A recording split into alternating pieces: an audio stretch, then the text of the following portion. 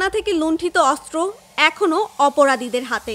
পুলিশের লুট হওয়া ১৩৯২টি আগ্নেয়াস্ত্র ও ২,৬০,০০০ গোলা বারুদ এখনও উদ্ধার করা যায়নি।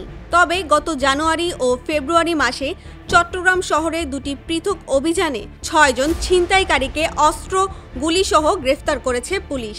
এসব অস্ত্র ও গুলি চট্টগ্রামের ডবল মুরিং থানার অস্ত্রাগার থেকে লুট করা হয়েছিল।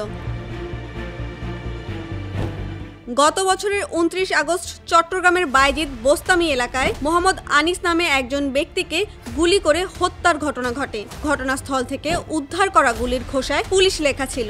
একইভাবে ১৪ নভেম্বর কক্সবাজারের মহেশখালী থেকে কোস্ট গার্ডের সদস্যরা ডাকাত সর্দার জিয়াউর রহমানকে একটি পিস্তল সহ আটক করেন।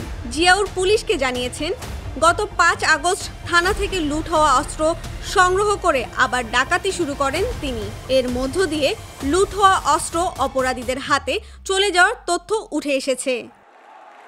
পুলিশ সদর দপ্তর সূত্র জানায়, ৫ আগস্ট ছাত্র জনতার অভ্যুত্থানের সময় দেশে ৬৬৪টি থানা ও পুলিশ স্থাপনার ওপর হামলা চালানো হয়। সে সময় ৫,৭৫০টি আগ্নেয়াস্ত্র এবং ৬,৫১,৬০৯টি গোলাবারুদ লুট হয়। লুট হওয়া আগ্নেয়াস্ত্র ও গোলাবারুদ উদ্ধারে ২০২৪ সালের ৪ সেপ্টেম্বর যৌথ বাহিনীর অভিযান শুরু হয়। এই অভিযানে ১৬ জানুয়ারি ৪,৩৫৮টি অস্ত্র ও ৩,৯১,৪৩৮টি গোলাবারুদ উদ্ধার করা হলেও এখনও ১,৩৯২টি আগ্নেয়াস্ত্র এবং ২,৬০,৫৩১টি গোলাবারুদ উদ্ধার হয়নি। এ প্রসঙ্গে পুলিশ সদর দপ্তরের অতিরিক্ত মহাপরিদর্শক মোহাম্মদ আকরাম হোসেন বলেন, পুলিশের লুট হওয়া অস্ত্রের বেশিরভাগ উদ্ধার হয়েছে। পুলিশের খোয়া যাওয়া কিছু অস্ত্র আবার খাল বিলে ফেলে দেওয়া হয়েছে। বাকি অস্ত্র ও গোলাবারুদ উদ্ধারের অভিযান চলছে। লুট করা অস্ত্র নিয়ে কেউ যাতে আইন শৃঙ্খলা পরিস্থিতির অবনতি ঘটাতে না পারে সে ব্যাপারে পুলিশ তৎপর রয়েছে। এদিকে জেল থেকে পালানো ৭০০ আসামি এখনও পলাতক।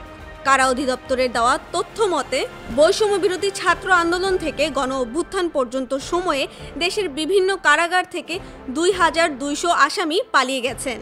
এর মধ্যে ১,৫০০ আসামিকে গ্রেফতার করা সম্ভব হয়েছে। কারা অধিদপ্তরের মহাপরিদর্শক ব্রিগেডিয়ার জেনারেল সৈয়দ মোহাম্মদ মোতাহের হোসেন বলেন, জেল পালানো ৭০০ আসামিকে এখনও গ্রেফতার করা যায়নি। তাদের মধ্যে ১০০ জনকে নিরাপত্তার জন্য হুমকি বলে মনে করা হচ্ছে। তবে আইন শৃঙ্খলা রক্ষাকারী বাহিনীর অভিযানে ২-১ জন করে ধরা পড়ছেন।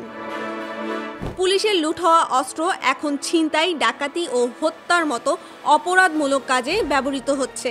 মাওলানা ভাসানী বিজ্ঞান ও প্রযুক্তি বিশ্ববিদ্যালয়ের ক্রিমিনোলজি অ্যান্ড পুলিশ সায়েন্স বিভাগের অধ্যাপক মুহাম্মদ ওমর ফারুক বলেন, যৌথ বাহিনী যদি অস্ত্র উদ্ধারে আরও মনোযোগী না হয় তাহলে জননিরাপত্তা, সামাজিক ও রাষ্ট্রীয় শৃঙ্খলা হুমকির মুখে পড়তে পারে।